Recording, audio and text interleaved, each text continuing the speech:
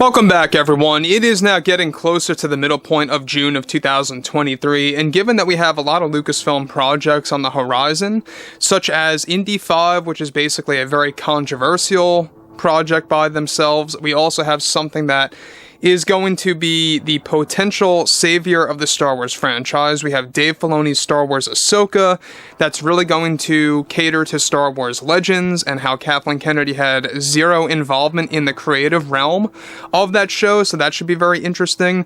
But there's more that there is to worry about for Disney and Lucasfilm right now, because there's a lot of things happening with the potential of really not boosting that momentum for the Star Wars franchise, specifically with one project in particular.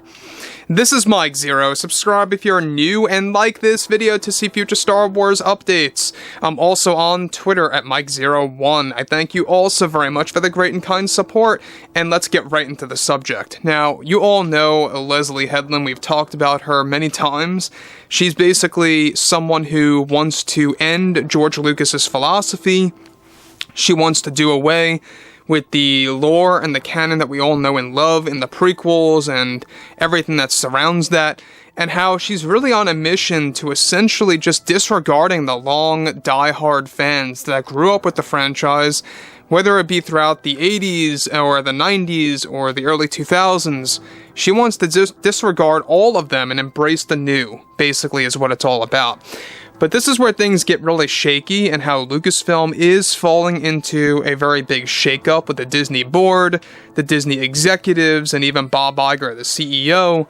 And let's get right into the main subject here. So, on top of this, with Disney and Lucasfilm now going into big issues and trouble with the Star Wars project, specifically that is reportedly set to bring them into financial flames by losing tens of millions of dollars, along with the anticipated subscriber loss from Disney+.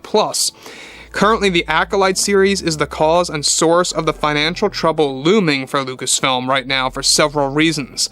The Acolyte show, which consists of 8 episodes, was said to have gone over budget of roughly $5 million more per episode, compared to The Mandalorian Season 3's $15 million. This brings each Acolyte episode to $20 million per episode, equaling to $160 million worth of budget for 8 episodes.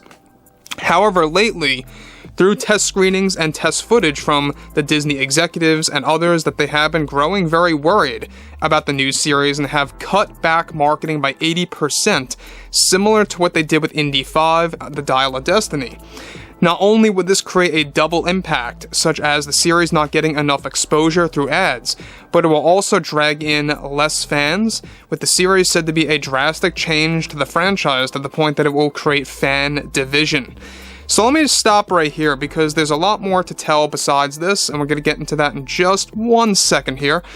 The thing about Leslie Headland's The Acolyte that really worries me, as well as it should for you guys out there, is what she basically said recently about her view of Star Wars, about how there is now a time for change, and that how people that look up to George Lucas and only want George Lucas in the room, you're a misogynist if you think that way. That's her overall mindset, that's her overall view of everything in that realm.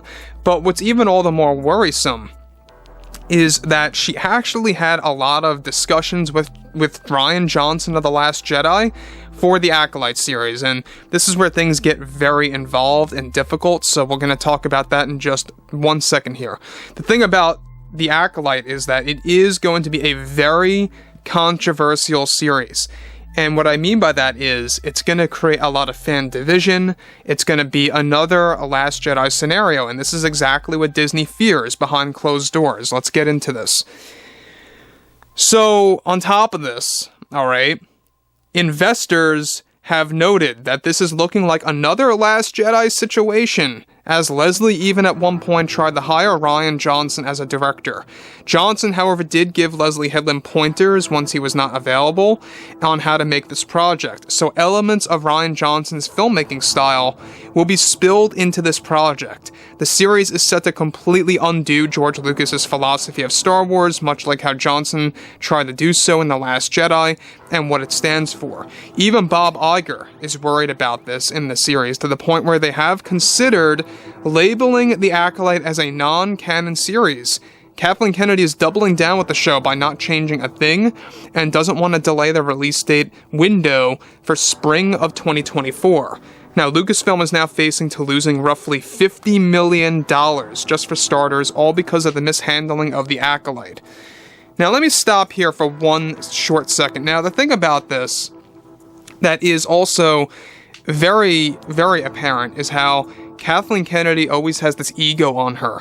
She never wants to change anything that's going to cater to the positive fan base, the fans that just love Star Wars through and through, like myself and a lot of people out there. But she wants to only cater to like the 1% that really don't care about the franchise, that don't care about George Lucas, and how they want to create them as new fans. Basically, what Leslie and Kathy are plotting to do is that they want to drag Star Wars down to the ground, and they want to make it nothing more than either a popcorn flick or a nothing show, where just regular people can just watch it for entertainment value, where they know nothing about Star Wars. That's really basically what's happening here. So, the thing about the Acolyte and how this is going to cost them tons of money, it is another solo A Star Wars Story situation. They're going over budget. There was a lot of rewrites, a lot of reshoots for this thing, mind you. And not only because they went over budget, but they're now dialing back 80% on the marketing. It's not going to get enough exposure. People aren't going to hear much about it. And they kind of did that with Solo: A Star Wars Story. They did dial back on the marketing, but not quite as severe as this in Indy 5. But it is going to have a similar impact. And Kathleen Kennedy, once again, most likely, is going to point fingers and blame the fan toxicity for contributing to this failure. That's not the case. It's Leslie Headland's serious, stubborn attitude against George Lucas's Star Wars, because she wants nothing to do with him. In fact, they wanted nothing to do with him to the point, we talked about this in the last video, that they actually banished him from the set of the Acolyte series. The same exact thing followed for Skeleton Crew with John Watts. They wanted nothing to do with George Lucas at all. This is why we are having a elongated grudge that's been going on between Lucas and Kennedy. He wants nothing to do with the Indy 5 premiere. He wanted nothing to do with the Rise of Skywalker world premiere back in December of 19. And that's just how it is. I mean, it's really sad that this is the day and age that we live in, but Star Wars is going through a really rough patch even today. Variety announced that all the Star Wars movies are now shifting. That 2025 Rey movie that a lot of people didn't really want to see anyway is now getting moved over until 2026. As we discussed, I've pointed this out several times. It most likely was going to get delayed for various factors, obviously. But this is also going to create a negative impact on other projects related to Star Wars. Things are going to get shifted around. As part of that, 2 movies are coming out in 2026, so you're going to have 2 whole movies in that year, which could very well make up for the potential backlash of the Rey movie. You know, it depends if Mangold's movie will be in 26 or Filoni's movie. It really is highly dependent. So anyways, guys, drop a comment below. Fill me in below what you all have to say about this. And if you guys did enjoy the content for today, make sure to drop a thumbs up on this video to support the channel. And I will catch you guys next time.